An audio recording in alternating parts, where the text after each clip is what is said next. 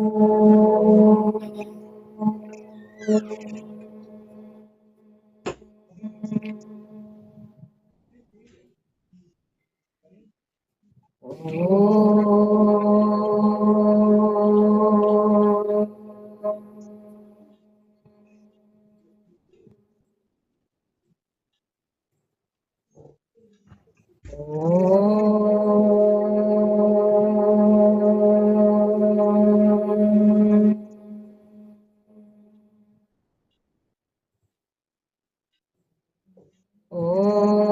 सहना भवतु सहनौ भुनक्तु सह वीर्यं करवावहै तेजस्विनावधीतमस्तु मा विद्विषावहै।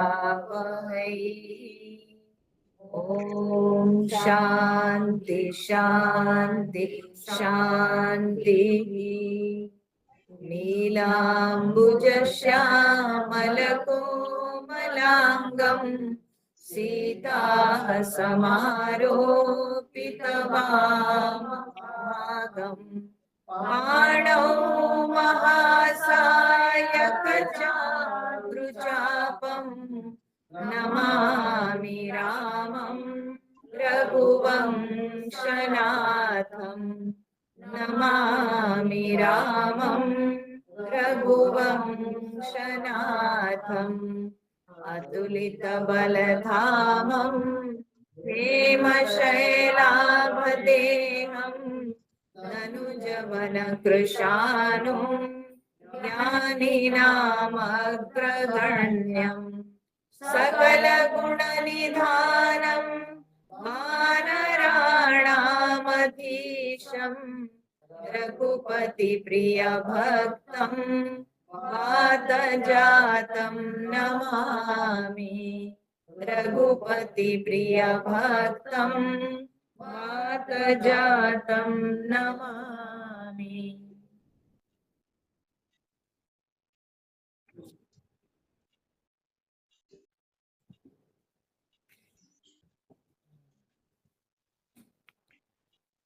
तो हम लोगों ने देखा कि कल के सत्संग में भगवान राम जी ने पूरा भार भरत जी के ऊपर दे दिए कि भरत तुम बोलो, जो तुमको सही लगेगा, जो तुम बताओगे तो हम वही करेंगे, बताओ तुम। तो उन्होंने कहा भी कि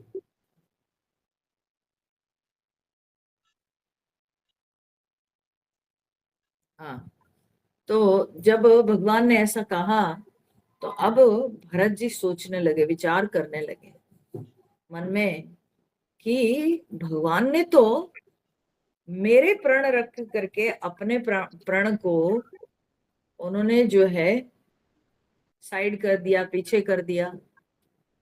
तो अब ये भार तो मेरे ऊपर है कि जो मैं निश्चय करूंगा, जब प्रभु पालन करेंगे बोल रहे हैं, तब मुझे सोच विचार करके बोलना पड़ेगा। ठीक है, तो अब भरत जी सहम गए। पहले जो भाव विह्वल होके आए हुए थे, सोच रहे थे मैं इनको मना के ले ही जाऊंगा, अब भरत जी थोड़ा सा जो है रुक गए, अटक गए। अब लगा कि मुझे सोच विचार करके कुछ बोलना होगा। हाँ, ऐसे वैसे कुछ बोल देने से नहीं होगा, यहाँ भावुकता में काम नहीं चलने वाला। तो इस तरह से सोच करके हाथ जोड़ करके सभा के बीच में भरत जी ने कहा। तो क्या कहा? गोस्वामी जी लिखते हैं 266 नंबर दोहा के बाद हम लोग पाठ करेंगे। कहूं कहावं का स्वामी कृपा अम्बु निधि अंतर जामी गुर प्रसन्न साहिब अनुकूला लिटि मलिन मन कलपित सूला अपडर डरे उन सोच समूले रवि न दोषु देव दिशि भूले मोर अभागु मातु कुटिलाई, विधि गति विषम काल कठिनाई, पाहुरोपि सब मिली मोहि घाला, प्रणत पालपन आपन पाला, यह नहीं रीति न राउरी होई, लोकहु वेद विदित नहीं गोई, जगुअन भल भल एक गोसाई, कहिया होई भल का सुभलाई, देव देवतरु सरिस सुभाऊ, सनमुख विमुखन काहू ही काऊ, जाई निकट पहिचानी तरु, छाह समनि सब सोच, मागत अभिमत पाव जग, राउ रंकु भल पोच। तब भरत जी ने कहा, कहो कहावो काव स्वामी, कृपा अम्बु निधि अंतर जामी। हे कृपा अम्बु निधि, हे कृपा के सागर, हे अंतर्यामी, हे स्वामी, अब मैं क्या कहूं या क्या कहलवाऊं। ठीक है, मैं अब क्या कहूं क्या कहलवाऊं।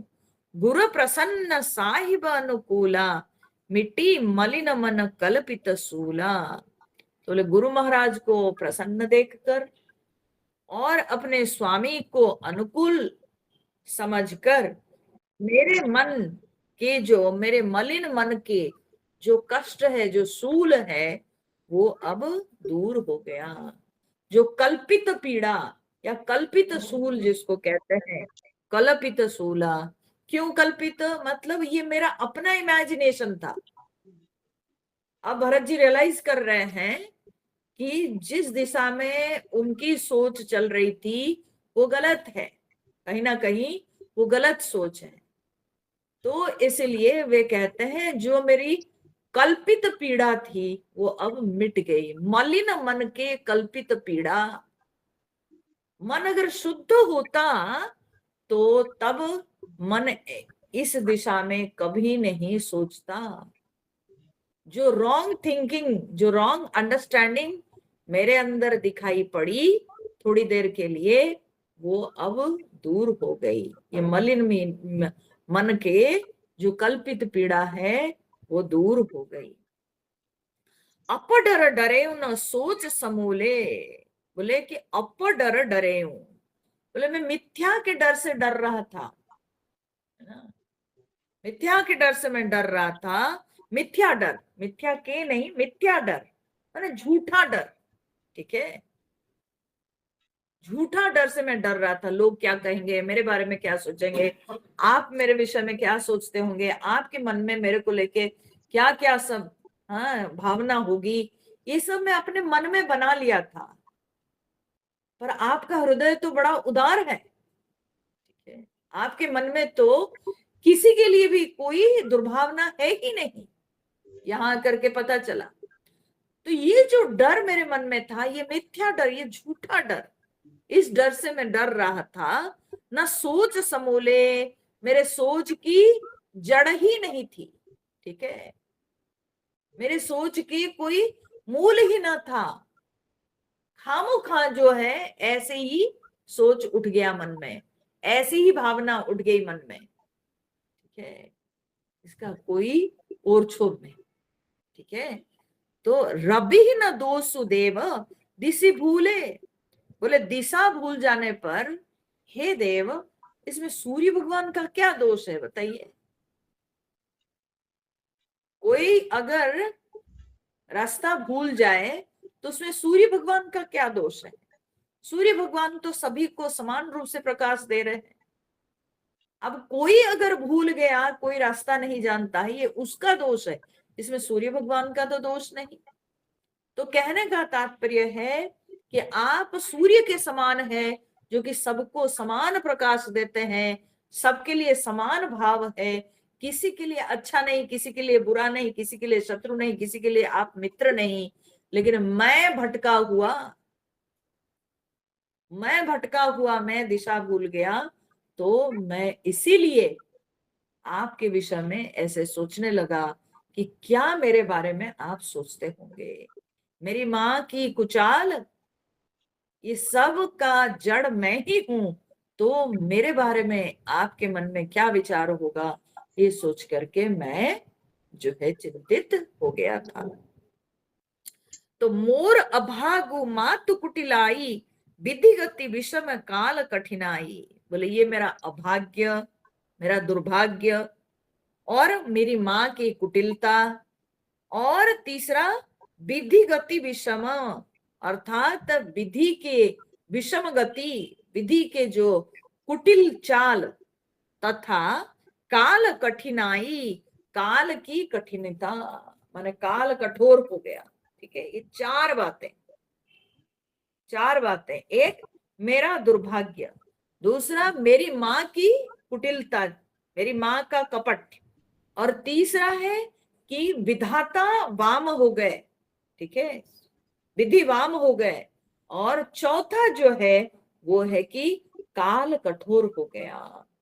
ठीक है, ये चारों के कारण, जैसे कि बोले कि पाव रूपी सब मिली मोही घाला, ये सब पाव रूप के मतलब जैसे कि ये चारों मिलकर के प्रण ले लिए थे, प्रतिज्ञा कर लिए थे।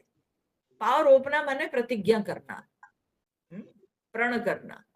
जैसे कि ये चारों जो है ये प्रण ले लिए थे कि मुझे भटकाने के लिए। ठीक है, तो इसलिए चारों मिलकर मुझे नष्ट कर डाले, ये चारों प्रण करके मुझे नष्ट कर डाले।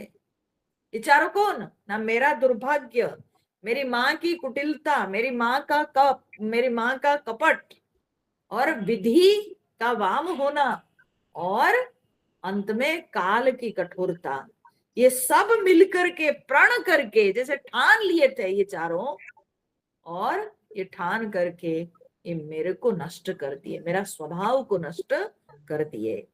प्रणत पाल पन आपन पाला, लेकिन आप है प्रणत पाल। ठीक है, आप प्रणत, प्रणत माने क्या है? जो भगवान की शरण में है। ठीक है, तो आप हुए अपने शरणागत की रक्षा करने वाले।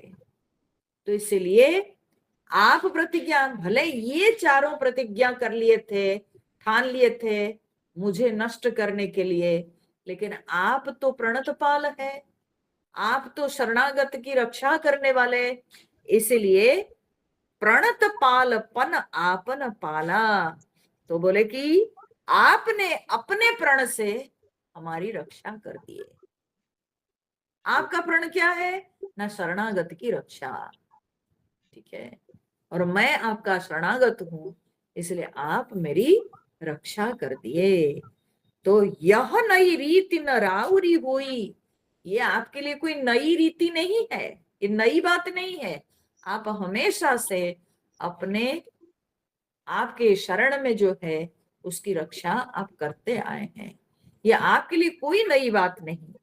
लोक हूं वेद विदित नहीं कोई, और लोक तथा वेद को ये बात जो है, ये लोक और वेद में ये बात बहुत प्रसिद्ध है, ये किसी को छिपी नहीं है, ये बात सबको पता है कि भगवान शरणागत रक्षक हैं। भगवान शरणागत की रक्षा के लिए भगवान किसी भी हद तक जा सकते हैं। तो इसलिए प्रभु आप मुझे आगे गिरने से रक्षा कर दिए। ठीक है, नहीं तो मैं तो क्या क्या सोच रहा था, मैं क्या क्या कर बैठता, लेकिन आप मेरी रक्षा कर दिए हैं प्रभु। और ये मेरी भावुकता जो है मुझे यहाँ तक ले आई, और ये लगता है मेरा दुर्भाग्य, मेरी माँ का कपट, ये सब मिल करके मेरे स्वभाव को नष्ट कर दिए थे। तो जगु अन भल, भल एक गोसाई, हे गोसाई जगु अनभल, ये संपूर्ण जगत अनभल है। अनभल मतलब होता है ये संपूर्ण संसार दुश्मन है। ठीक है, ये संपूर्ण जगत व्यक्ति को दुख ही देता है। भगवत गीता में भगवान ने कहा कि दुख योनय एवते, ये संसार जो है दुख की योनि है। ठीक है, ये जगत दुख का द्वार है। इस जगत में दुख के हर आयाम देखने को मिलता है। ठीक है, तो ये संसार अनभल है, किसी के लिए भला नहीं करता है। पर भल एक गोसाई, हे स्वामी केवल एक ही इसमें भला है। ठीक है, अर्थात कोई एक जो कि व्यक्ति के लिए भला है। ये संपूर्ण संसार व्यक्ति के लिए अनभल है, लेकिन एक ही वस्तु जो कि व्यक्ति के लिए या प्राणियों के लिए अच्छे हैं। कहिए हुई भल कासु भलाई, बोलते हैं कि वो एक वस्तु आप ही है, आप एक ही सबके लिए भले हैं और सब कुछ प्राणियों के लिए खराब ही है ये संसार। और बताइए तो किसकी भलाई से भला हो सकता है? किसकी भलाई से भला हो सकता है? अर्थात यहाँ भरत जी यह कहना चाहते हैं कि जब ये चारों मिलकर के मुझे गिराना चाहे, एक आपकी कृपा, ठीक है, एक आप ही जो कि संसार में मित्र है और सब शत्रु है, तो बताइए किसकी भलाई से भला होता है? केवल जब प्रभु चाहते हैं, जब प्रभु किसी की रक्षा करना चाहते हैं, तब व्यक्ति का भला होता है। जब भगवान भला करना चाहते हैं, तभी प्राणी का भला होता है। नहीं तो संसार कभी भला कर ही नहीं सकता है किसी का। संसार तो व्यक्ति का शत्रु है। संसार तो व्यक्ति को बंधन में डालता है, ठीक है, माया में फंसाता है। तो इसलिए प्रभु के, ईश्वर की कृपा से ही व्यक्ति का भला होता है। तो भरत यहाँ पर कहता, पूछते हैं इसीलिए, बोले प्रभु बताइए किसके भला से भलाई होती है?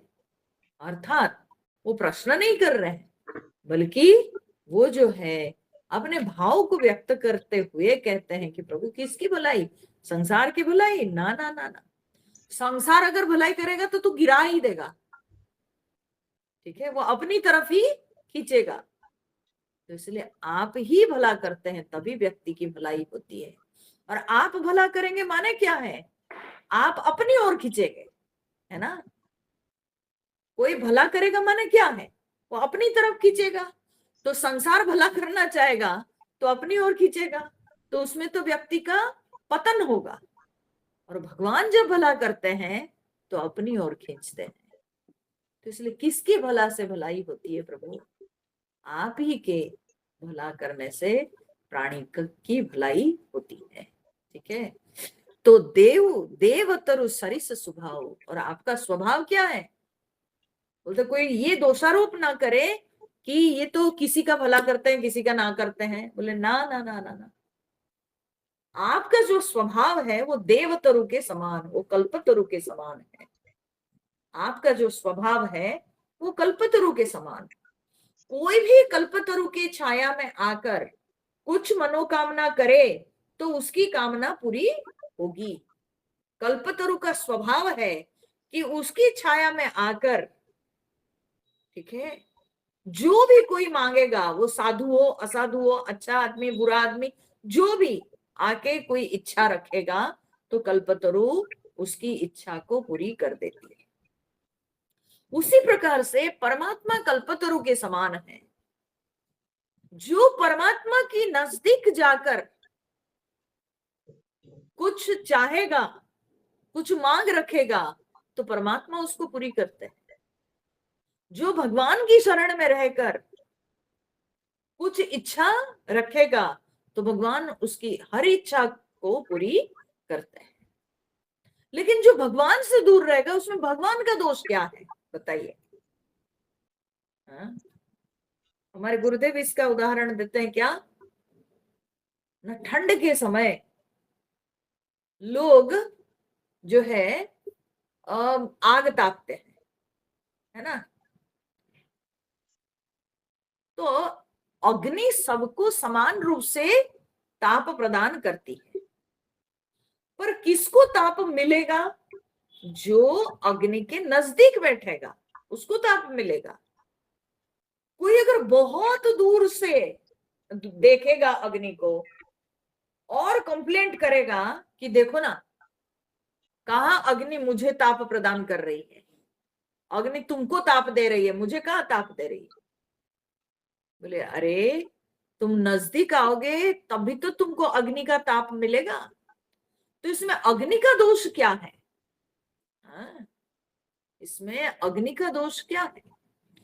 उसी प्रकार से यूं सोच लीजिए कि भगवान केंद्र में है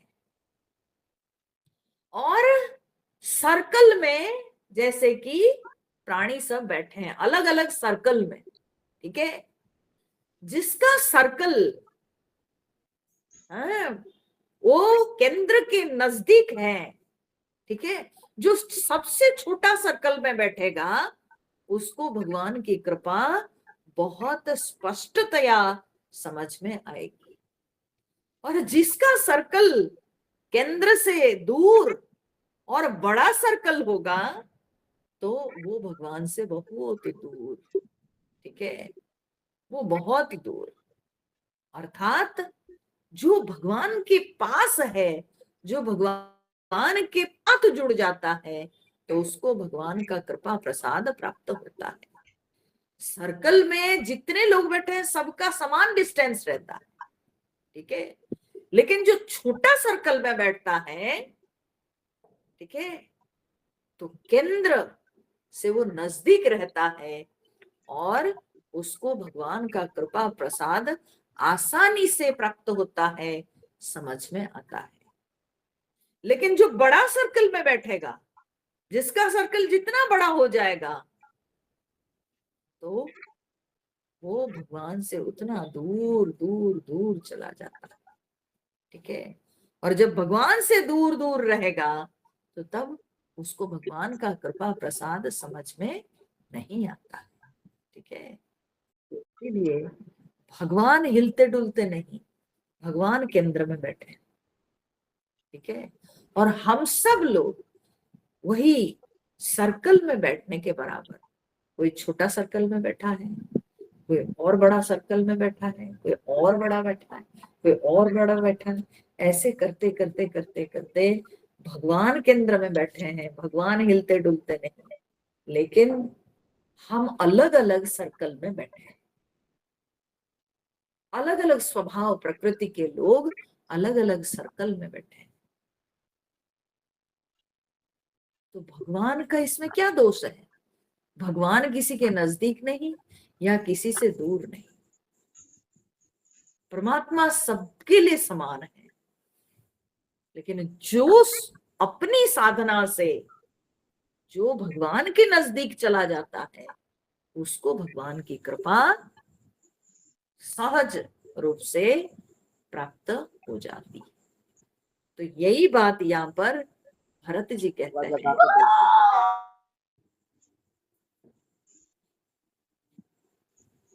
तो भगवान यहाँ पर जो है कहते हैं, भरत जी कह रहे हैं कि प्रभु आप किसी के दुश्मन नहीं या किसी के मित्र नहीं, आप किसी के शत्रु नहीं, किसी के मित्र नहीं। देव तरु सरिस स्वभाव सनमुख विमुख न काहू ही काहू, ठीक है। जो आप किसी के सन्मुख नहीं या किसी से विमुख नहीं, आप किसी के प्रत्यक्ष नहीं या किसी का आप परोक्ष नहीं, ठीक है। आप सबके लिए समान है, सबके लिए परमात्मा समान है। लेकिन जो भगवान के नजदीक होता है उसको भगवान का प्रसाद प्राप्त होता है। जाय निकट पहचान तरु सब सोच, ठीक है। तो जो कल्पतरु को पहचान कर उसके निकट जाता है, इसमें दो बात हो गई। अगर ध्यान से देखिएगा तो इसमें दो बात। पहले कल्पतरु को कोई पहचाने, वो अगर पहचानेगा नहीं तो उस तरु के निकट क्यों जाएगा, वो सोचेगा ऐसे ही कोई पेड़ होगा, है ना। तो पहली बात है उसको कल्पतरु को पहचानना है, और दूसरी बात है कि कल्पतरु के निकट जाना है, ठीक है। और कल्पतरु को पहचान जाने से हमें लगता है कि निश्चित रूप से उस व्यक्ति के अंदर इच्छा जागृत होगी कि वो कल्पतरु के निकट जाएगा, ठीक है। तो उसी प्रकार से वो अगर भगवान के स्वरूप को कोई जानेगा, हम जब तक भगवान के स्वरूप को जानते नहीं, तब भगवान की महिमा को जानते नहीं, तब तक हम भगवान के नजदीक हो नहीं पाते। तो जब हमको भगवान की महिमा समझ में आएगी तो तब हम भगवान की शरण में जाएंगे, समझ रहे हैं। इसीलिए भगवान के नजदीक जाने के लिए पहले आप भगवान को पहचानो, भगवान की महिमा को जानो, भगवान के स्वरूप को जानो। इसीलिए तो हमारी श्रुति में कहा जाता है पहले श्रवण, ठीक है, फिर मनन, फिर निधिध्यासन, ठीक है। तो श्रवण क्यों? क्योंकि श्रवण से आप परमात्मा की महिमा को जानते हैं, आप परमात्मा की महिमा के बारे में सुनते हैं। तो जब ईश्वर की महिमा को हम सुनते जाते हैं तो ईश्वर के प्रति हमारा विश्वास, हमारी श्रद्धा बढ़ती है। तो जब हमारी श्रद्धा विश्वास बढ़ता है तब हम भगवान के नजदीक जाते हैं, ठीक है। तो जब कल्पतरु को कोई पहचानेगा और उसके नजदीक जाएगा तो तब छाह समनि सब सोच, तब उसके छाह में क्या होगा ना, उसके सारे शोक, सारी चिंता का शमन हो जाता है, सब दुख मिट जाता है, तो उसकी इच्छाएं जो है पूर्ति हो जाती है। तो इसलिए क्या होता है कि ये बहुत आवश्यक है कि हम ईश्वर के स्वरूप को जाने, और स्वरूप को जानने से हम ईश्वर के नजदीक हो सकते हैं। मागत अभिमत पाओ जग राव रंग को भले पोछ। बोले राजा हो, चाहे रंग हो, चाहे भले हो, चाहे बुरे मानुष हो, जगत में सभी उससे जो भी मांगते हैं उनको अपनी मनचाही वस्तु मिल जाती है, ठीक है। लेकिन उस पेड़ को, उस वृक्ष को पहचान कर उसके नजदीक जाना है, ठीक है। पहचानेंगे नहीं तो पहुंचेंगे कैसे, जाएंगे कैसे, मालूम ही नहीं। तो इसलिए कल्पतरु को पहचान कर उसके पास जाने से अपनी मनचाही वस्तु प्राप्त हो जाती है। तो ये दो बातें हुई। देखिए बात सरल लगती है लेकिन इतने सरल भी है नहीं, प्रत्येक शब्द इसमें महत्वपूर्ण है। भरत जी कहते हैं कि प्रभु आपके स्वरूप को जो जानेगा, आपकी महिमा को जो जानेगा, तो वो आपके पास जरूर आएगा। जो आपकी महिमा को नहीं समझता है, अपनी अज्ञानतावश वो संसार के आकर्षण में है, वो अर्थ को महत्व देता है, वो जगत के अपने संबंधियों को वो महत्व देता है, वो सोचता है वही उसका बल है। लेकिन जिस दिन वो आपकी महिमा को जानेगा, आपके स्वरूप को समझेगा, उस दिन वो आपकी शरण में आएगा और उसको आपका प्रसाद प्राप्त जरूर होगा। तो लखी सब विधि गुर स्वामी स्नेहु, मिटे क्षोभु नहीं मन संदेहु। बोलते हैं कि गुरु और स्वामी, गुरु और प्रभु के प्रेम को, स्नेह को देखकर, सब प्रकार से इनके स्नेह को देखकर, मिटे क्षोभ नहीं मन संदेह, मेरे मन के सारे क्षोभ दूर हो गए, मन में अब कोई संदेह नहीं रहा। जो मेरे मन में संदेह था कि आप मेरे बारे में क्या सोचते होंगे, तो अब वो सारे संदेह मिट गए। मन में जो क्षोभ चल रहा था, विक्षेप था, मन जो हलचल हो रहा था, मन में जो अस्थिरता थी, वो सब दूर हो गई। अब करुणा कर कीजिए सोई, जनहित प्रभु चित क्षोभ न होई। बोलते हैं कि हे दया का सागर, हे दया की खान, कीजिए सोई, अब वही कीजिए जिससे जनहित माने दास के लिए प्रभु के चित्त में क्षोभ ना हो। अब भरत जी ने क्या कहा? भरत जी ने कहा कि प्रभु, उन राम जी भरत जी के ऊपर छोड़ दिए थे कि तुम बताओ, तुम जो बोलोगे मैं वही करूंगा। और भरत जी ने क्या कहा कि हे करुणा का निधान, हे प्रभु, अब आप वही कीजिए जिससे इस दास के लिए प्रभु के मन में कोई क्षोभ ना हो। ठीक है, ऐसा ना हो कि मेरे प्रेशर में आके आप कुछ करें लेकिन आपके मन में विक्षेप उत्पन्न हो, आपका मन उसको ना चाहता हो, ऐसा नहीं। प्रभु आप ऐसा कीजिए जिससे कि इस दास के लिए आपके मन में कोई क्षोभ ना हो। मैं मान लूंगा, आप जो कीजिएगा मैं उसको मान लूंगा। ठीक है, तो भरत जी अब राम जी पे छोड़ दिए, वही कीजिए जिसमें आपके मन में कोई हलचल ना हो। ठीक है, तो जो सेवको साही वही संकोची, बोले जो सेवक स्वामी को संकोच में डाल देता है, ठीक है, और निज हित चाही, अपने हित चाहता है, जो दास अपना हित चाहता है, अपना हित चाहकर स्वामी को संकोच में डाल देता है, तासु मति पूची, उसकी बुद्धि तो बिगड़ी हुई, उसकी बुद्धि तो बहुत ही नीच है। ठीक है, जो अपने हित के लिए स्वामी को समस्या में डाल देता है, स्वामी को संकोच में डाल देता है, तो वो कैसी सेवा करता है, वो कैसा दास है? ठीक है, बाइबल में कहा गया, O Lord thy will be done not mine, हे प्रभु, हे ईश्वर, आपका हो, मेरी इच्छा नहीं, आपकी इच्छा की पूर्ति हो, जो आप चाहते हैं, ठीक है, तो वही हो।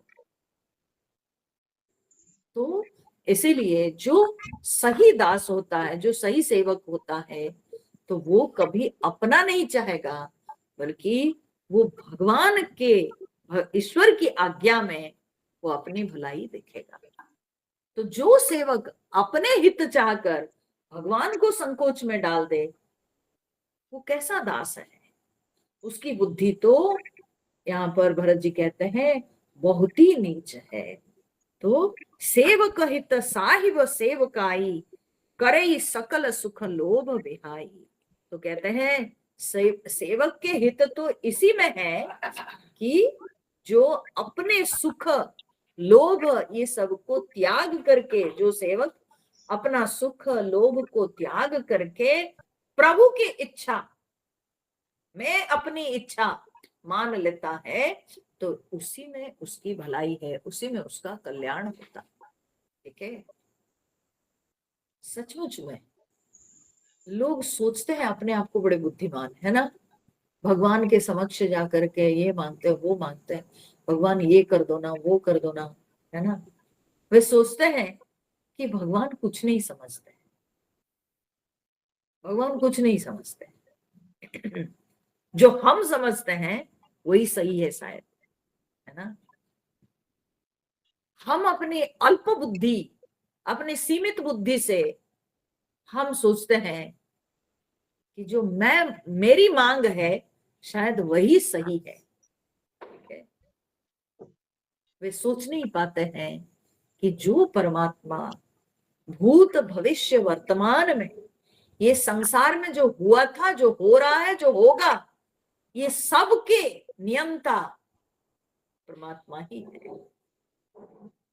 तो ईश्वर पीछे को भी जानते हैं, आगे भी क्या होगा वो भी जानते हैं, और अभी जो हो रहा है उस विषय में भी भगवान अच्छी तरह से सचेत है। तो कैसे हम सोच सकते हैं कि जो हम मांग रखते हैं, जो हम सोचते हैं वही हमारे लिए भला, और भगवान जो कर रहे हैं वो बिल्कुल हमारे साथ भला नहीं कर, बल्कि परमात्मा से तो यही प्रार्थना करनी चाहिए हमेशा कि हे ईश्वर, आपकी इच्छा की पूर्ति हो, हमें धैर्य प्रदान कीजिए, हमको सहन शक्ति दीजिए कि हम सब कुछ को सहन करते हुए आगे बढ़ जाए बस। और करना जो आपको है वही आप करो, ठीक है? जो आपको करना है, आपको हमें तोड़ना है तोड़ो, मरोड़ना है मरोड़ो, रखना है रखो, फेंकना है फेंको, जो करना है करो, बस हमको सहने की क्षमता दीजिए, ठीक है? और हमेशा हमारी भक्ति आपके चरणों में बनी रहे, ऐसी प्रार्थना करनी चाहिए। हम लोग तो भगवान को भी पता नहीं असमंजस में डाल देते होंगे, है ना? भगवान भी बैठ करके सोच रहे होंगे कि पता नहीं सचमुच में क्या मैं गड़बड़ कर दिया, हाँ? क्या इसके साथ मैं सचमुच में कुछ गड़बड़ कर दिया क्या? ये इतना रोता है, कभी कभी नहीं होता है, कोई बच्चा अगर बहुत रोता है बहुत रोता है तो अपने को लगता है अरे यार क्या मैं बहुत ज्यादा इसको मार दिया क्या, या बहुत ज्यादा डांट दिया क्या, ऐसा लगता है ना? जो बच्चा ज्यादा रोता है और जो कम रोता है या जो नहीं रोता है उसको कोई पूछता ही नहीं, बेचारा वो अपना कष्ट एक्सप्रेस नहीं करता है इसलिए उसको कोई पूछता नहीं। और जो चिल्ला चिल्ला के रोएगा उसके प्रति माता पिता की बड़ी दया हो जाती है, ठीक है? बहुत दया आ जाती है, देखो कितना रो रहा है बेचारा, है ना? तो मुझे लगता है हम लोग भगवान को भी असमंजस में डाल देते होंगे, इतने माथा पीट पीट करके रोएंगे, भगवान भी सोचेंगे अरे यार कोई मैं कुछ ज्यादा ही इसको क्या तकलीफ में डाल दिया, क्या ज्यादा कष्ट दे दिया इसको, है ना? ऐसा नहीं होना चाहिए, ऐसी सोच होनी भी नहीं चाहिए, क्योंकि जो सृष्टि की नियंता है, जो सृष्टि की रचना किए हैं, जो सृष्टि का पालन करते हैं, तो उनको सृष्टि के हर एक बात पता है, क्या होगा, क्या हो रहा है, क्या हुआ था, ये सब चीज को परमात्मा जानते हैं। तो इसीलिए अपने अंदर धैर्य रहना चाहिए, बस भगवान से भक्ति मांगिए, भगवान से धैर्य मांगिए, भगवान से सहन शक्ति मांगिए, भगवान से ये सब सांसारिक मांग मत रखिए। अरे सांसारिक मांग रख के तो जन्म हो रहा है, बार बार जन्म, बार बार मरण प्राप्त कर रहे हैं, फिर क्यों मांग रख रहे हैं, फिर उस बंधन में क्यों पड़ रहे हैं? क्योंकि जिस विषय को आप बार बार सोचिएगा, जिस विषय को आप जितनी गहराई से सोचिएगा उसके साथ बंधन होगा, और उसके लिए आना पड़ेगा, उसके लिए आना पड़ेगा। तो क्यों अपने जन्म का कारण आप रख रहे हैं, बल्कि भगवान पे छोड़ दीजिए,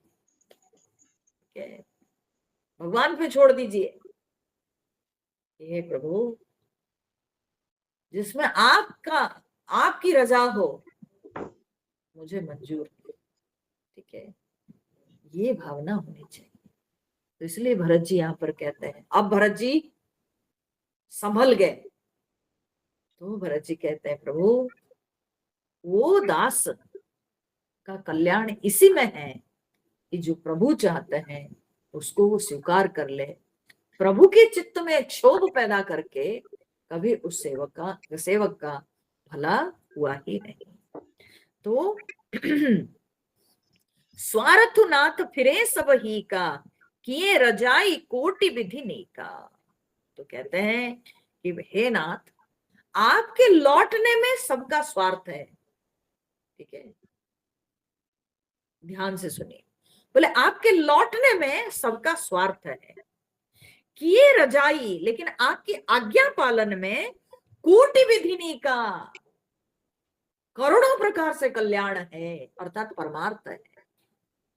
एक हुआ स्वार्थ दूसरा है परमार्थ। आपके लौटने में सबका स्वार्थ है।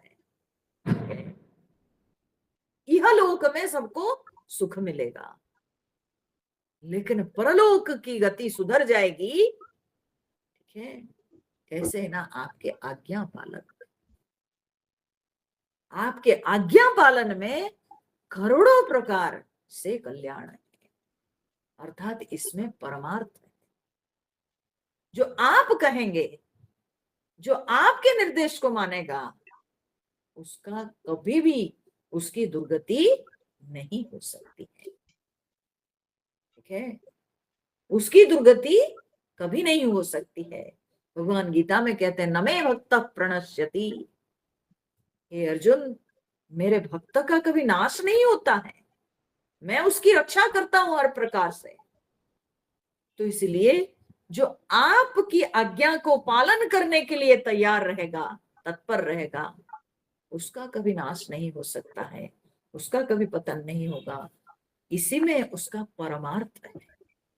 लेकिन आपके लौटने में अयोध्यापुरी में सबका स्वार्थ है।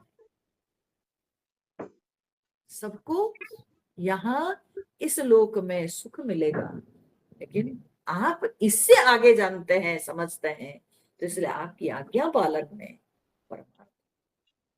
इतनी सुंदर बात भरत जी जो है, दो टुक बातों में एकदम सब साफ कर दे रहे, क्योंकि भरत जी की जो बुद्धि है, सात्विक बुद्धि है, शुद्ध व्यक्ति है, पवित्र आत्मा है, तुरंत ही सुधर गए। देखिए, तुरंत ही अपनी भावुकता को त्याग करके अब विचारवान बन गए, विवेकशील हो गए। उनकी भक्ति में अब विवेक आ गया। तो इसलिए कहते हैं कि प्रभु, आपकी आज्ञा पालन में बहुत अधिक जो है हमारी भलाई है। यह स्वार्थ परमार्थ सारू, यही स्वार्थ और परमार्थ के सार है। बस इतनी बात को समझ लेना है। जो व्यक्ति अपनी इच्छा भगवान से पूरी करता है वो स्वार्थ है। जो व्यक्ति भगवान की इच्छा को मान लेता है उसमें परमार्थ है। ठीक है, तो आपने आपसे पूछ लीजिए कि आप कहाँ हैं, क्या करते हैं। भगवान के सामने खड़े थे, भगवान मुझे ये चाहिए, वो चाहिए, वो चाहिए, वो चाहिए। ठीक है, तो लिस्ट का तो अंत ही नहीं है, अनगिनत।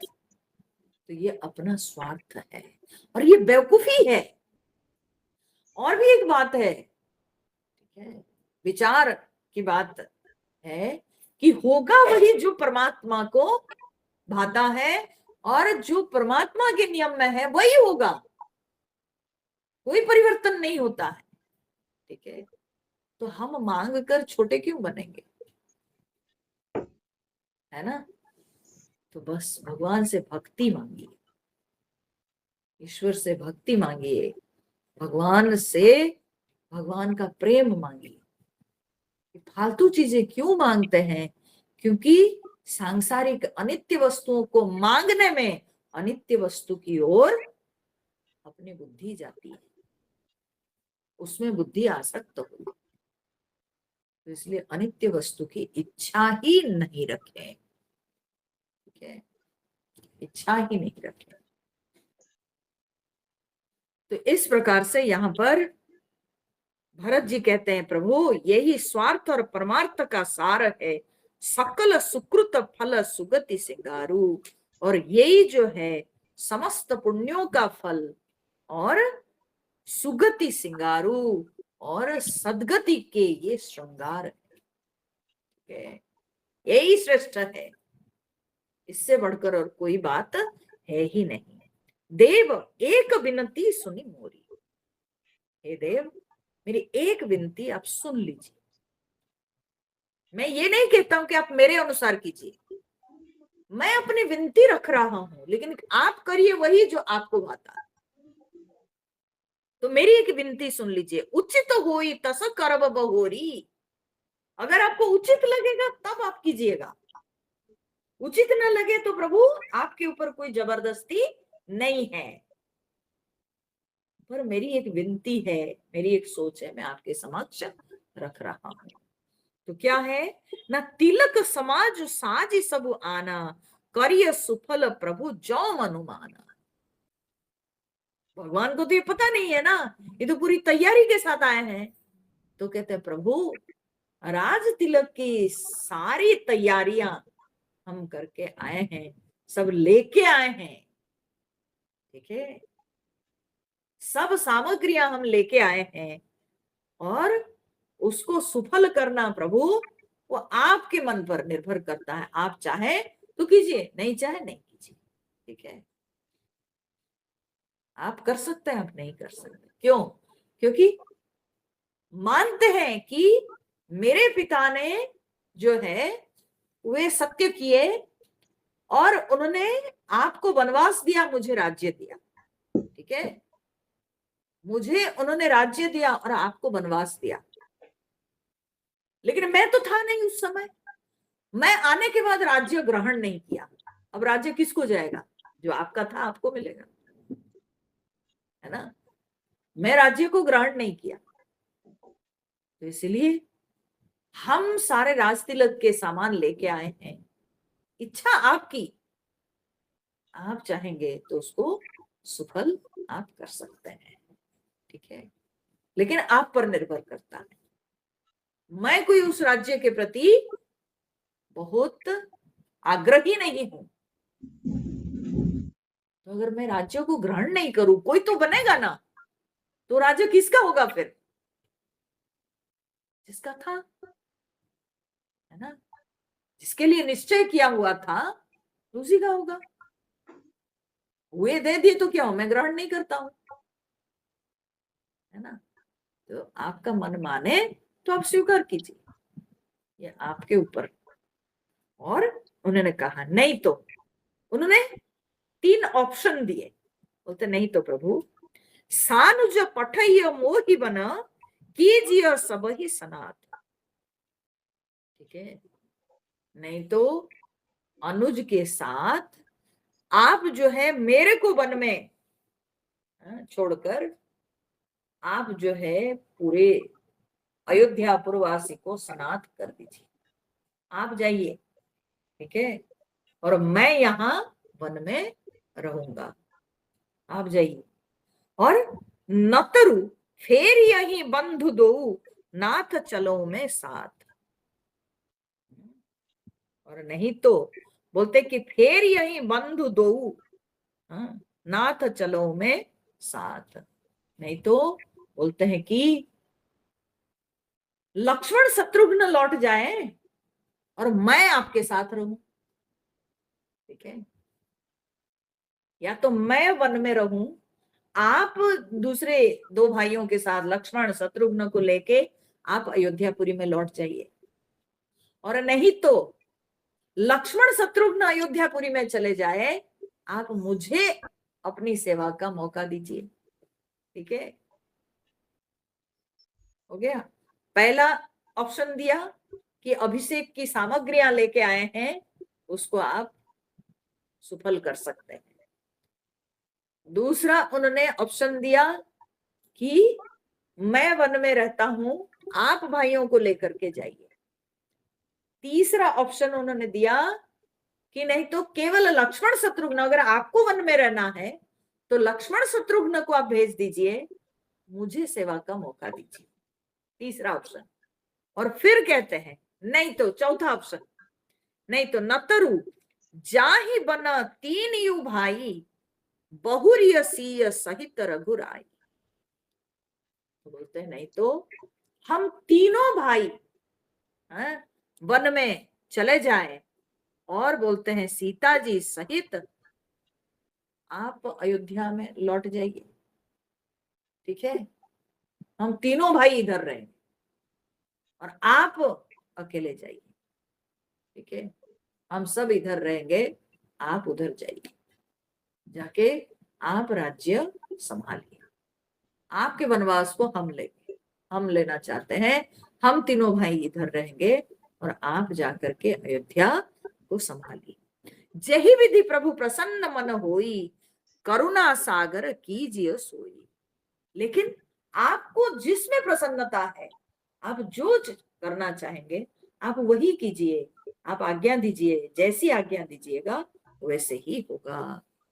देव दीन सब मोहि अभारू, मोरे नीति न धर्म विचारू। हे देव, आपने मेरे ऊपर सारे जो है भार डाल दिए, ठीक है, आपने मेरे ऊपर समस्त भार डाल दिए, और मुझे ना धर्म का पता ना नीति का ज्ञान है, ठीक है, मुझे ना नीति का ज्ञान है ना धर्म का ज्ञान है। आप मेरे ऊपर सारे भार डाल दिए कि तुम जो बोलोगे वही मैं करूंगा। ये कैसे हो सकता है प्रभु, ये कैसे हो सकता है? कहो वचन सब स्वार्थ हेतु, रहत न आरत के चित चेतु। तो भरत कहते हैं कि प्रभु, मैं ये जितना जो कुछ भी कहता हूं ना, मैं स्वार्थ से कह रहा हूं, इसीलिए कि जो आर्त व्यक्ति है, जो दुखिया है, ठीक है, तो वो तो उसको तो उसकी बुद्धि काम नहीं करती है, ठीक है, उसकी बुद्धि में जो है विवेक काम नहीं करता है, तो इसलिए वो क्या बोलेगा? वही बोलेगा जो उसको भाएगा उस समय, ठीक है, उस समय उसकी बुद्धि तो काम नहीं करती है, उसका विवेक तो काम नहीं करता, उसके चित्त में हाँ विवेक नहीं रहता। तो इसीलिए प्रभु, मैं अपने स्वार्थ से सब कुछ बोल रहा हूं। उत्तर उदेई सुनी स्वामी रजाई, सो सेवक लखी लाज लजाई। बोलते हैं जो सेवक स्वामी की आज्ञा को सुनकर उत्तर देता है, जवाब देता है, ठीक है, जो स्वामी के आज्ञा पर जवाब देता है, जो स्वामी की आज्ञा पर अपना मत देता है, तो बोलते हैं उसको तो देखकर स्वयं लज्जा लजाने लगती है, ठीक है। उसको देखकर लज्जा भी लजा जाती है कि ये कैसा सेवक है। एक तरफ कहता है कि मैं इसका दास हूं, और दूसरी तरफ जवाब देता है, ठीक है, दूसरी तरफ जो है स्वामी के बातों पर वो सवाल जवाब करता है, ठीक है। तो ये वो कैसा दास है, फिर कैसा सेवक है? दास धर्म जो है, सेवक धर्म सबसे कठिन धर्म है, ठीक है? संसार में सबसे कठिन धर्म है सेवक धर्म, ठीक है। दास को स्वामी गलत भी करे उसको मानना होगा, ठीक है, स्वामी जो करे, सही करे चाहे गलत करे, उसको मानना होगा, ठीक है। महाभारत में आप दृष्टांत देखिए, संजय, संजय कितने सात्विक व्यक्ति थे। क्या उनको धृतराष्ट्र के बारे में पता नहीं था? हाँ, सब कुछ जानते थे, सब कुछ समझते थे, लेकिन फिर भी वे कभी अपनी सेवा छोड़े नहीं। धृतराष्ट्र के प्रति जो उनका डेडिकेशन, वो कभी कम नहीं हुआ। अंधे धृतराष्ट्र की सेवा में निरंतर लगे रहे। जब धृतराष्ट्र स्वयं डायलेमा में पड़ते थे और संजय के समक्ष जब अपने भाव प्रकट करते थे, बोलते थे कि बोलो संजय, तुम कुछ बताओ, तब संजय विनय पूर्वक बोलते थे कि महाराज आपका भला होगा, आप पांडवों को स्वीकार कर लीजिए। तब विनय पूर्वक बताते थे, और वो भी जब धृतराष्ट्र उनसे पूछते थे, धृतराष्ट्र उनको अनुमति देते थे कि बोलो, तुम ज्ञानी हो, तब जाके संजय बोलते थे, नहीं तो संजय धृतराष्ट्र की सेवा में निरंतर लगे रहते थे। तो ये सब ना एक से एक हमारी संस्कृति में दृष्टांत है कि दास धर्म क्या है। ये सीखने की बात है कि भगवान का सेवक होना स्वामी के विश्वस्त सेवक बनना ये इतना सहज नहीं है। तो जो स्वामी की बात पर, स्वामी की आज्ञा पर जो सेवक सवाल जवाब करता है, तो भरत कहते हैं वो कैसा सेवक है? ऐसे सेवक से लज्जा भी लजाती है। तो कहते हैं असमय अवगुण उदधि अगाधु स्वामी स्नेह सराहत साधु। बोले कि मेरे में कितने अवगुण हैं, मैं तो अवगुणों का सागर हूं, समुद्र हूं। मेरे अंदर भरपूर मात्रा में अवगुण है, दोष है, दुर्गुण है। लेकिन फिर भी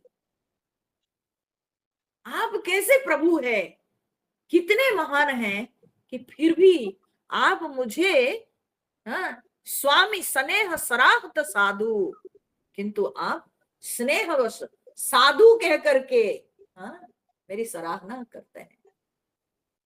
मैं कितना दोष किया, मेरी सोच में गलतियां आई है, विचार में गलतियां आई है, पता नहीं व्यवहार में भी कितनी गलतियां आई होगी।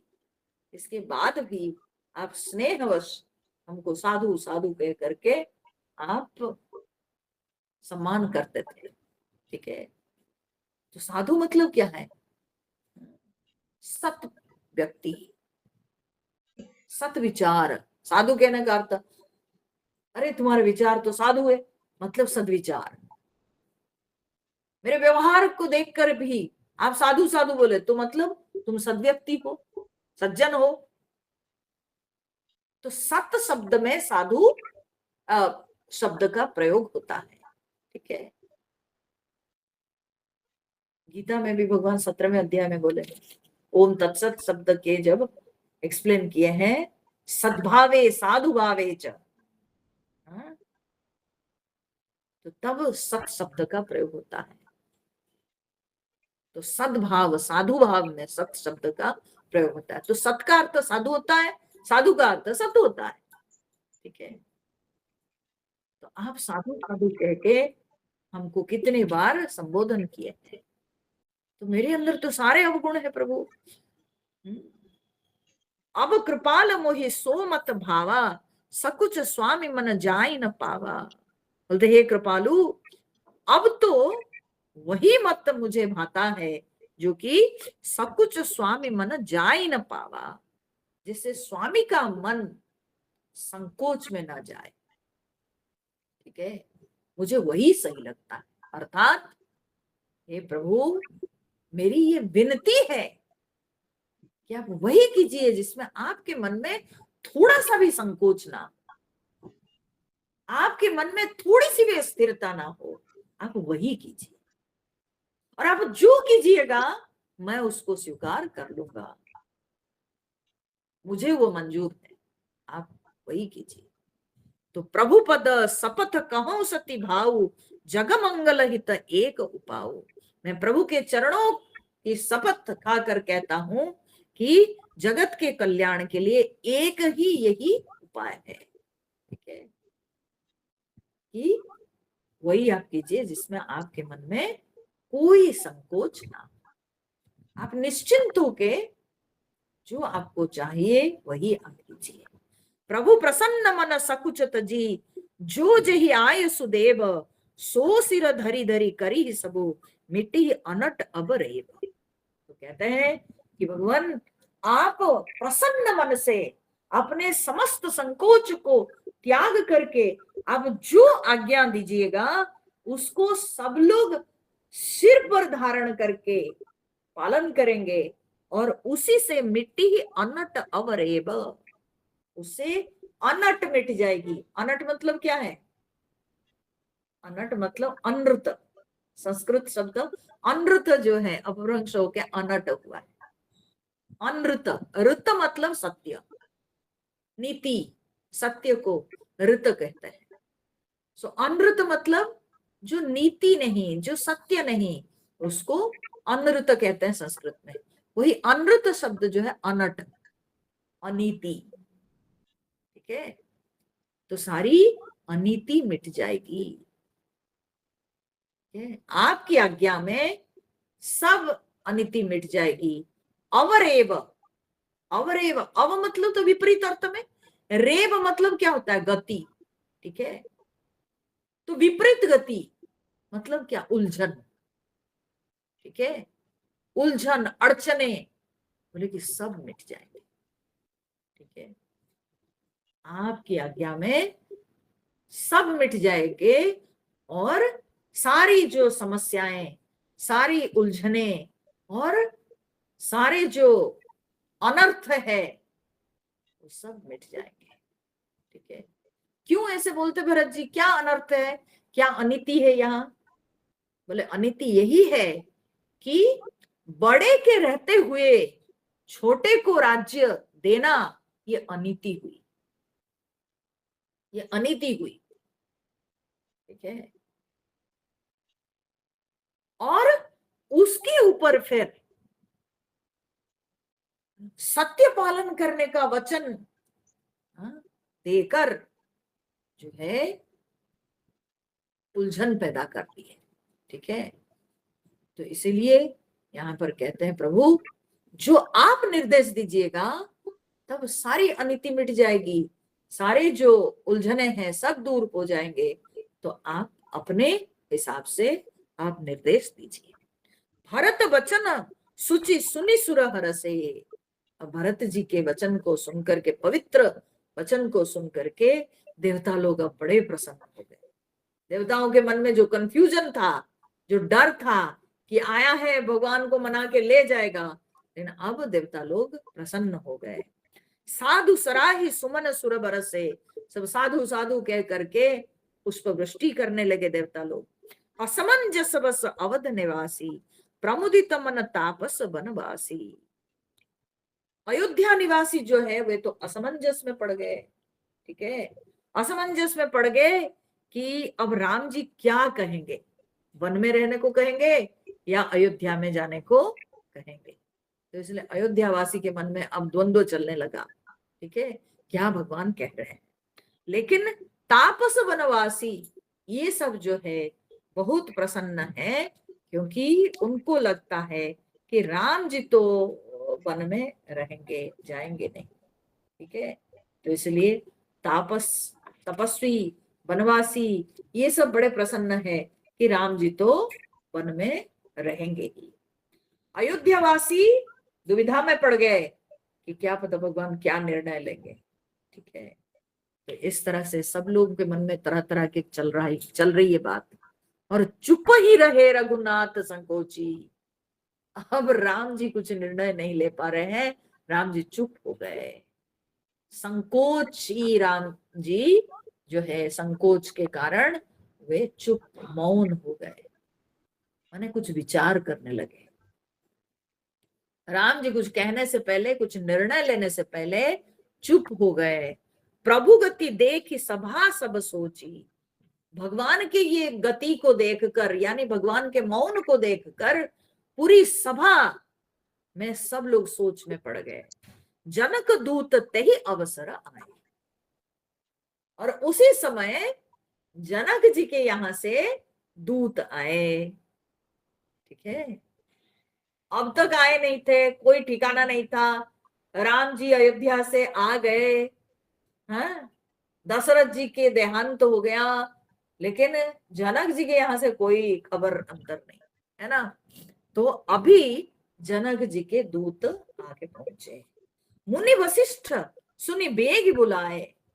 जब वशिष्ठ जी को पता चला तो तुरंत ही उनको बुलाए, दूतों को बुलाए। करी प्रणाम तिन राम निहारे। वे वशिष्ठ जी को प्रणाम करके फिर राम जी को देखने लगे, और राम जी के वेश देखी भय निपट दुखारे। राम जी के वेश को देखकर, तपस्वी वेश को देख करके वे बड़े दुखी हो गए। दूत न मुनि बर बूझी बाता। और मुनि श्रेष्ठ वशिष्ठ ने दूतों से पूछा, कहे हूं विदेह भूप कुशलाता। बोलो, तुम्हारे राजा विदेह के कुशल वार्ता सुनाओ। यहाँ जो विदेह शब्द का प्रयोग किए है ना, यहाँ विद्वानों का मत है वशिष्ठ जी ने जो विदेह शब्द का प्रयोग किया ना, ये जो है ना असलियत में व्यंग्य है कि कहां थे अब तक जनक जी, इतना कांड हो गया। राम जी जो है, राम जी को वनवास मिला, भरत को राज्य मिला, दशरथ जी की मृत्यु हो गई, इतना सब कांड हो गया, सीता राम जी के साथ वन में आई, इतना सब कांड हो गया, अब तक जनक जी कहाँ थे? तो सचमुच के विदेह है, कोई फर्क नहीं पड़ता है उनको, लगता है देह का सुध बुद्ध सचमुच में है नहीं, उनको कुछ समझ नहीं आया। तो इसीलिए व्यंग्य करते हुए वशिष्ठ जी कहते हैं कि बोलो विदेह के कुशल वार्ता सुनाओ। इसलिए यहाँ जनक संबोधन नहीं किए हैं, यहाँ संबोधन करते विदेह। ठीक है, तो लगता है उसको सचमुच में उसको देह का सुध बुध नहीं है, इसीलिए वो आए नहीं, पूछे नहीं, दूत नहीं भेजे, अब तक कुछ उनकी तरफ से कोई समाचार नहीं है, कुछ नहीं। तो बताओ, तो ऐसे जब वशिष्ठ जी पूछ रहे हैं, सुनि सकुचाई नाई महिमा था, ये बात को सुनकर दूत बड़े बुद्धिमान है तो सकुचा गए, सकपका गए। जैसे महिमा था, सिर को जो है धरती पर रख के प्रणाम करके, जैसे नहीं होता, अपनी गलती होती है तो पैर छूके, मेरी माथा आपके चरणों में है, आप जो है बुरा मत सोचिए, ऐसा कुछ नहीं, नहीं होता है, ऐसे हम लोग बातें करते हैं। ठीक उसी तरह से दूत एक बार तो प्रणाम कर ही लिए थे, उनको समझ में आ गया कि वशिष्ठ जी जो है ये व्यंग करते हुए विदेह शब्द का प्रयोग किए हैं, तो वे समझ गए। तो इसलिए वे लोग माथा जो है फिर जमीन पे ठोक कर फिर वे लोग बोले, बड़े सकुचा गए, बोले चरत बर जोरे हाथा। ये श्रेष्ठ दूत ये जो है हाथ जोड़ करके तब बोले, क्या बोले, बूझ बराउर सादर साई कुशल है तुसो भयो गोसाई। हे स्वामी, आप जब किसी के लिए पूछ लिए, आदर के साथ आप पूछ लिए, तो उसका कुशल हो ही गया। अब उसका कुशल समाचार हम क्या देंगे, बल्कि जिसके बारे में आप पूछ लिए, मान लीजिए कि उसका कुशल हो गया, ठीक है, तो ना ही तो कौशल नाथ के साथ कुशल गई नाथ, मिथिला अवध विशेष ते जगु सब भयो अनाथ। बोले कि कौशलनाथ माने दशरथ जी के चले जाने पर, दशरथ जी के मरण के साथ बोलते कि हे नाथ, सबके कुशल मंगल चला गया। ठीक है, अब क्या आप कुशल समाचार पूछ रहे हैं, सबका कुशल मंगल चला गया। विशेष रूप से मिथिला, पुरी और अयोध्या के कुशल मंगल तो पूरी तरह से खत्म हो गया दशरथ जी के मृत्यु के साथ। कौशल पति गति सुनी जन कौरा, भे सब लोक शोक वस बौरा। बोलते हैं कि अयोध्या नरेश दशरथ जी के मरण सुनकर के जन कौरा माने जनकपुरवासी, ठीक है, या जनक से संबंधी जो जन है, जनक से संबंधित जो व्यक्ति सब है, ठीक है, तो बोले कि वे सब लोग शोक वश बौरा, शोक के कारण वे सब बावले हो गए, पागल जैसे हो गए दशरथ जी की मृत्यु सुनकर। जे ही देखे ते ही समय विदेहु, नाम सत्य अस लागन केहू। तो कहते हैं उस समय जिन्होंने विदेह को देखा, उन्होंने विदेह कहा था ना, अब देखिए उसको एक्सप्लेन किए दूत, तो व्यंग्य को समझे थे इसलिए, तो बोलते हैं जिन्होंने विदेह राज को उस समय देखा, नाम सत्य असल लागन केहू, किसी को भी उनका नाम सच नहीं लगा। ठीक है, अर्थात उनका नाम विदेह है, ऐसा किसी को उनका नाम सच नहीं लगा। अर्थात वे इतने शोकमग्न थे, इतने दुखी हो रहे थे, इतने पीड़ित थे कि फिर विदेह कैसे रहे। विदेह होने से तो उनको देह का भाव रहता नहीं, तो इसलिए उनका नाम किसी को सत्य नहीं लगा। अर्थात आप जो व्यंग करके पूछे हैं, बोलो विदेह का कुशल समाचार, वे विदेह नहीं थे प्रभु। ठीक है, वे विदेह नहीं थे। आप पूरी बात को समझ लीजिए, तब जा करके आपको जो कहना है आप कहिएगा। तो इसलिए दूत जो है स्पष्ट करके सारी बातें बता रहे, बोले कि उनको बहुत दुख हुआ था, लेकिन क्यों वे आ नहीं पाए, कुछ कर नहीं पाए, उसका कारण क्या था सुनिए। बोले रानी कुचाली सुनत नर पालही, सूझ न कछु जस मनी बिनु ब्यालही। बोले रानी के जो कुचाल है उसको उन्होंने सुना। ठीक है, दशरथ जी माने रानी की जो माने कपट जब दशरथ जी के साथ उन्होंने किया और जनक जी ने उसको सुना, तो बोलते हैं कि वो सब सुने और सुनने के बाद उनको कुछ नहीं सूझ रहा था, वो क्या करें, उनको कुछ नहीं सूझ रहा था उस समय। जैसे कि मणि के बिना सर्प को कुछ नहीं दिखता है, ठीक वैसे ही विदेह राज को कुछ समझ में नहीं आ रहा था कि क्या करें इस समय। भरत राज रघुबर बनवासु, भा मिथिलेश ही हृदय हरासु। भरत को राज्य मिला, राम जी को वनवास मिला, और ये बात जो है मिथिलेश्वर जनक जी के हृदय में बहुत हृदय हरासु, हृदय में हरास, हरास मतलब, ह्रास मतलब ह्रास, ह्रास मतलब क्या है, ह्रास मतलब सिकुड़ जाना, हृदय सिकुड़ जाता है, ह्रास वृद्धि और ह्रास। तो दिल सिकुड़ जाता है, तो दिल सिकुड़ता है किसमें ना, दुख में, तकलीफ में। इसलिए हरास शब्द का मीनिंग होता है जब भय के कारण, कष्ट के कारण हृदय जब संकुचित हो जाता है, हृदय सिकुड़ जाता है, उसी को हरास कहते हैं, अर्थात दुख। ठीक है, तो बोले जनक जी बड़े दुखी हुए, उनके हृदय में बहुत दुख था, बहुत पीड़ा थी।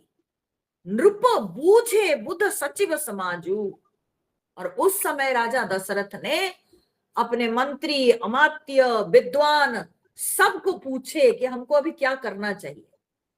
ठीक है, अभी हमको क्या करना चाहिए। कहू विचारी उचित का आजू, उन्होंने पूछा अपने मंत्री, अमात्य, सबसे विद्वान लोग सबसे पूछा कि बताओ आज हमारे लिए क्या सही रहेगा, क्या करना चाहिए। हा? जब जनक जी ने ऐसा पूछा, अच्छा जनक जी क्या खुद निर्णय नहीं ले सकते थे उस समय? ये समय में आप सोचेंगे कि इस समय जनक जी कैसे पूछ रहे थे सचिव अमात्य को, वो तो तुरंत डिसीजन लेते नहीं, उसके अंदर कुछ पेच था जिसके चलते हुए निर्णय नहीं ले पा रहे थे। आपको क्या लगता है जनक जी कम बुद्धिमान थे क्या? तो क्यों निर्णय नहीं ले पा रहे थे? वो विद्वान, मंत्री, अमात्य सबको बुला करके पूछे, हाँ क्यों? तो उसमें पेंच था, उसमें जो है कई चीजें जिसको अच्छी तरह से समझ बूझ करके उनको स्टेप लेना था। ठीक है, तो वो क्या था? बोले दशरथ जी की मृत्यु उनको पता है, उससे उनको दुख हुआ, उनको बहुत तकलीफ हुई, पर अगर वे पहुंचते उस समय, अगर वे उस समय पहुंचते, तब तुरंत ही लोग समझते कि ये कैकेयी भरत के सपोर्ट में आए। ठीक है, ये कैकेयी और भरत के सपोर्ट में आए तो अवधवासी के, ठीक है, वे विरुद्ध हो जाते। ठीक है, अवधवासी के विरोधी माने जाते है कि नहीं, अलग बात है, लेकिन लोग मानते ऐसे।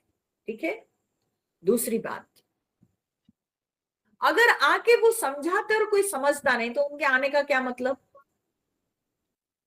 तो आने का क्या मतलब, वो नहीं। तीसरी बात, अच्छा से इस बात को समझ लीजिए, जो कि सबसे महत्वपूर्ण है, वहां पर पेच ये है कि भरत है उनके भाई का दामाद, अपने घर में भाई भाई की लड़ाई हो जाती है। वहां तो जो हो रहा है सो हो रहा है, यहाँ पर क्योंकि आप सब लोग जानते हैं कुशध्वज की कन्या का विवाह हुआ है भरत के साथ, जनक जी के भाई कुशध्वज, कुशध्वज की कन्या का विवाह हुआ है भरत के साथ। तो अगर ये जाते तो हो सकता है भाई को लगता कि देखो ये अपने दामाद को वनवास मिला है ना, इसीलिए अपने दामाद को बचाने गए हैं, तो भाई बुरा मान जाता, तो भाई भाई में जो है लड़ाई हो जाती, भाई में फूट पड़ जाता। तो इसलिए इतने प्रकार के उसमें सब पेंच था, इस कारण से जनक जी निर्णय नहीं ले पा रहे थे, और अपने विद्वान समाज तथा सचिव अमात्य सबको बुलाकर उन्होंने पूछा, और सबने क्या किया, ना समुझी अवध असमंजस दो, चलिए की रहिय न कह कछु को। तो बोलते अयोध्या की दशा समझकर, ठीक है, और दशरथ जी के मृत्यु के खबर पाकर वे बड़े जो है असमंजस में पड़ गए थे, ठीक है। लेकिन ये जो उनके मंत्री सचिव ये लोग कुछ नहीं बोले, रहिए या जाइए, कोई कुछ नहीं बोला, समझे, कोई कुछ नहीं बोला, क्योंकि कोई निर्णय नहीं ले पाए। उधर जाने से प्रॉब्लम, उधर भी प्रॉब्लम, इधर भी प्रॉब्लम। तो इसलिए जनक जी के पास कोई उपाय नहीं दिख रहा था। नृप ही धीर धरी हृदय विचारी, तब क्या हुआ, बोलते तब धैर्य धारण करके जनक जी, माने ये सारी बातें दूत सुना रहे, बोले तब राजा विदेहराज धैर्य धारण करके अपने हृदय में विचार करके पठय अवध चतुर चरचारी, तब चार बड़े चतुर दूत को अवधपुरी में भेजे कि जाओ तो बूझी भरत सती भाव कुभाव, वहां जाकर के भरत के स्वभाव है, भरत के अंदर सच्चा भाव की कुभाव है, क्या है उसके अंदर, सद्भावना है कि दुर्भावना है, भरत के मन को थोड़ा टटोलो, पता चलेगा कि भरत क्या चाहता है, सचमुच में वो निष्कंटक राज्य चाहता है या भरत के मन में अपने भाई के प्रति प्रेम है। क्योंकि अब तो सब कुछ भरत के ऊपर, भरत राजा जब बनेगा अब भरत के ऊपर, तो भरत क्या चाहता है, भरत के मन में क्या है, थोड़ा उसको जाके पता तो करो, है ना, क्योंकि भविष्य में मेरी बेटी दामाद आके रह पाएंगे कि नहीं, ये भी तो थोड़ा पता लगाना जरूरी है ना। तो भरत के मन में क्या है, जाओ पता लगाओ, आए हो बेग ना हो लखाऊ, बोले कि जल्दी आना और किसी को पता ना चले, है ना, तुम लोग अपने वेश बदल करके वहां जाके हाल समाचार सब लो और जल्दी आ जाना। तो गए अवध चर भरत गति, बूझी देखी कर तूती, बोले ये चार दूत जो है ये गए अयोध्यापुरी, और जा करके सब समझ करके, सब भरत जी के करनी देख करके चले चित्रकूट ही भरतु, जब उनको पता चला भरत चित्रकूट चले गए,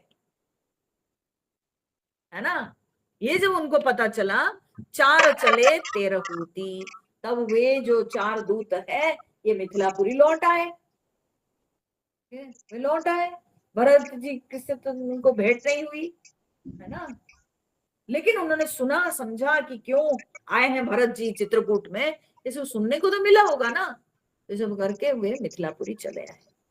जब चले आए, दूत न आई भरत कह कई करनी, जनक समाज जथा मति बरनी, दूतों ने आकर राजा जनक जी को हाल समाचार सब कुछ बताए, और तब उनकी करनी का अपने माने बुद्धि के अनुसार दूत लोग जो है वर्णन किया, जो वो समझे, जिन जो लगा उनको वे लोग वर्णन किए। सुनी गुरु परिजन सचिव महीपति भे, सब सोच स्नेह विकल अति। जब सब लोग सुने जनक जी के यहाँ, जनक जी की सभा में सारे जो है बोलते हैं कि गुरु परिजन मंत्री और राजा स्वयं जब भरत जी के करनी, भरत जी का व्यवहार, ठीक है, भरत जी के जो सोच विचार, ये सब जब दूतों के मुख से उन्होंने सुना तब बड़े विकल होने लगे, बड़े व्याकुल हो गए सब लोग। तो धरी धीरज करी भरत बड़ाई, तब जनक जी धीरज धरकर और भरत जी के बड़ाई करके उन्होंने क्या किया ना, लिए सुभट साहनी बोलाई। तब बहुत बढ़िया अच्छे योद्धाओं को बुलाए और उन्होंने जो है साहनियों को बुलाए और बुलाकर घरपुर देश राखी रखवारे, अपने घरपुर को रखवारे माने रक्षक के हाथ दे करके, हय गय रथ बहु जान सवारे, हाथी घोड़ा, हाँ ये सब सब एकत्रित किए और करके दुघरी साधी चले तत्काला, तत्काल ही 2 घड़ी मुहूर्त में वे चल दिए। ये 2 घड़ी मुहूर्त क्या होता है? जब दूसरे दिन के लिए नहीं रुक सकते हैं, तत्काल जब उसी दिन कोई निर्णय लेना होता है, विशेष करके यात्रा के विषय में, तब 2-2 घड़ी को लेकर के जो है ये किया जाता है, गिनती की जाती है। 2-2 घड़ी को लेके एक एक मुहूर्त करके उसको जो है उसकी गिनती की जाती है, इसलिए उसको 2 घड़िया कहते हैं। 2 घड़िया मुहूर्त माने 2 घड़ी ये मुहूर्त, ठीक है, 2-2 घड़ी का एक मुहूर्त, ऐसा उसकी गिनती की जाती है। विशेष करके यात्रा के विषय में ये देखा जाता है। तरह तरह के नाम है उसका सब। रौद्र मुहूर्त तो रुद्र के शंकर जी का कार्य आप कर सकते हैं, ठीक है, तो अलग अलग वो मुहूर्त सबका नाम है। ऐसे 16 मुहूर्त आते हैं तो उसके अलग अलग नाम होते हैं और वो सब वो मुहूर्त आने पर उसके अनुसार कार्य, वो मुहूर्त आता मतलब उसका कुछ लक्षण है, उसके प्रकार के कार्य करना, ठीक है। किसमें आपको अपने शत्रु के साथ आप लड़ सकते हो, ठीक है, किस समय में आप जो है, जैसे मैंने कहा रौद्र मुहूर्त आएगा तो शंकर भगवान के आप पूजा कर सकते हो, उनका कार्य कर सकते हो, ऐसे 2 घड़ी मुहूर्त ये सब, तो उसकी गिनती की जाती है। दूसरे दिन की अपेक्षा ना करके उसमें जो है वही दिन में अगर कार्य करना है तो बोले उन्होंने 2 घड़िया मुहूर्त देखकर यात्रा के लिए जो उपयुक्त मुहूर्त उसी में निकल गए, ठीक है। तो तब बोलते हैं कि दुघरी साधि चले तत्काला, किए विश्राम न मग मही पाला। और जब से चले हमारे राजा जनक जी, तब से कहीं विश्राम भी नहीं लिए हैं। दूतों ने कहा कहीं विश्राम नहीं लिए हैं, वो चल दिए तो चल दिए, रुके कहीं नहीं। भोर ही आजु नहाई प्रयागा, आज भोर में ही प्रयाग में पहुंचे हैं, मतलब रात दिन चले हैं, तो आज भोर में प्रयाग में पहुंचे हैं। पहुंच करके वहां जो है चले जमुना उतरन सबु लागा, और सब लोग उनके साथ जो लोग आए हुए थे वे सब लोग जब यमुना जी में उतरे स्नान के लिए, तब खबर ही लेना हम पठे ना था। उसी समय राजा हमको भेजे हैं खबर लेने के लिए, जाओ देख के आओ कहाँ चित्रकूट में ये लोग रह रहे हैं, तुम लोग देख के आओ तब हम पहुंचेंगे। तो 3 कही असमही नाय माथा, ये कह करके ये दूत लोग जो है माथा से प्रणाम किए वशिष्ठ जी को। 7 किरात 6 सातक दीन है, मुनिवर तुरत विदा चर के। ये सब सुनने के बाद अब वशिष्ठ जी के जो संदेह है वो दूर हुआ, उनके मन में जो शंका थी वो दूर हुई, और तब 6-7 भील किरात लोगों को उन्होंने उनके साथ भेजे और जल्दी जल्दी उन्होंने विदा किए कि जल्दी तुम जनक जी को लेके आओ। सुनत जनक आगवनु सबू हर्षो अवध समाजु रघुनंदन ही सकोच बड़ सोच विबस सुर राजू। जनक जी के आगमन सुनकर के अयोध्या वासियों को तो बड़ा अच्छा आनंद अनुभव हुआ, क्योंकि अयोध्या वासी क्या सोच रहे हैं, अपना स्वार्थ, ये और बढ़िया हो जाएगा, जनक जी आ रहे हैं, मतलब वो जो है अपने बेटी के लिए बोलेंगे तो मना करके जरूर ले लेंगे, ठीक है, भगवान को मना के ले लेंगे। तो इसलिए अयोध्या पुरवासी अपना स्वार्थ सोच के बड़े प्रसन्न हुए। अब राम जी संकोच में पड़ गए। रघुनंदन ही सकोच बड़ा सोच विबस सुरराज। और राम जी बड़े संकोच में पड़ गए और देवता लोग भी विवश हो गए, चिंता में विवश हो गए। रे बाप रे बाप, एक भरत जी से हम लोग जो है पार पाए, अब जनक जी आ रहे हैं, है ना। भाई से हम लोग जो है पार पाए, अब जो है बेटी के बाप आ जा रहे हैं, तो अब क्या होगा पता नहीं। अब देवता लोगों की चिंता बढ़ गई। तो देवता लोगों को चिंता में रहने दीजिए, फिर हम लोग अगले बार मिलेंगे तो सत्संग करेंगे, ठीक है। तो ये हुई बात। अद्भुत है हमारी संस्कृति, अद्भुत है हमारा सनातन धर्म, ठीक है। सोचिए सब लोगों की कैसे दुविधा, राम जी की अपनी दुविधा, भरत जी की अपनी दुविधा, जनक जी की अपनी दुविधा, सबकी दुविधा अलग है। इसलिए पता है आपको, ये जो सभा हुई है ना, इसके बड़े बड़े विद्वान लोग बहुत सराहना किए हैं।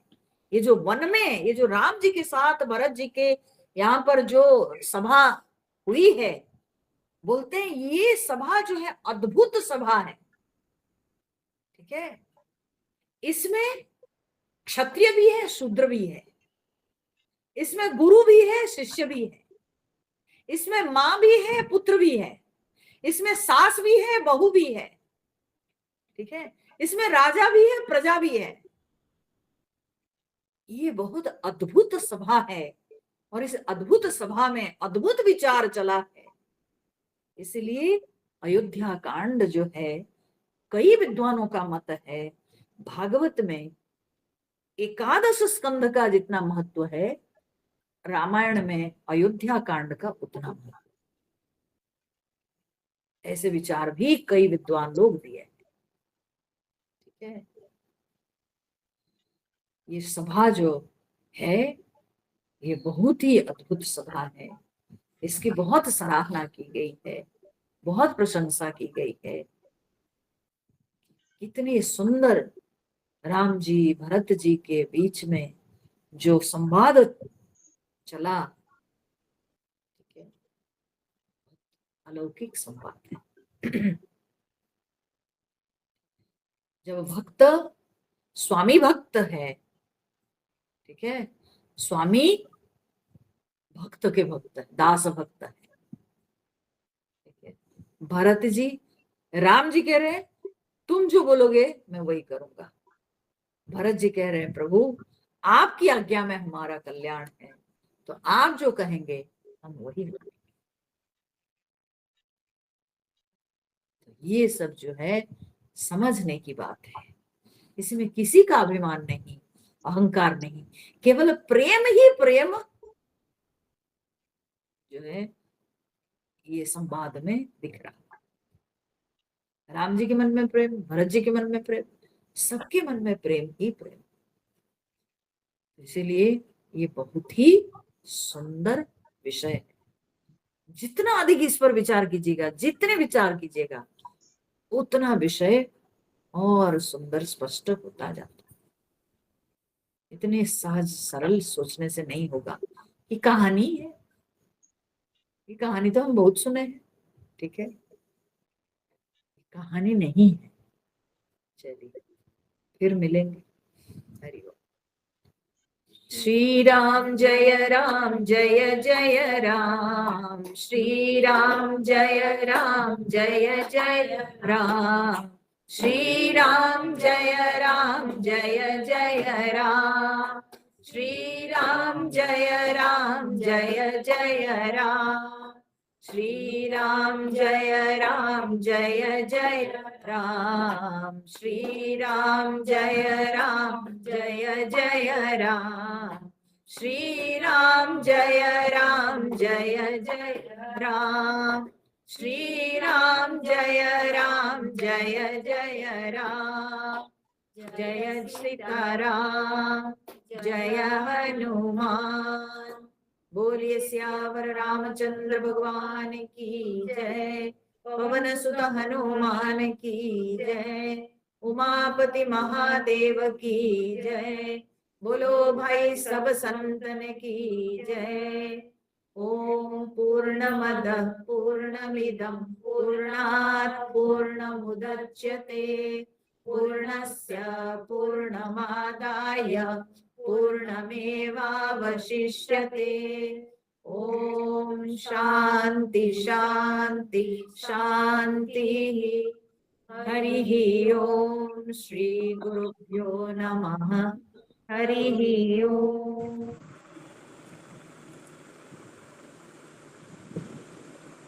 हरि ओम हरि ओम।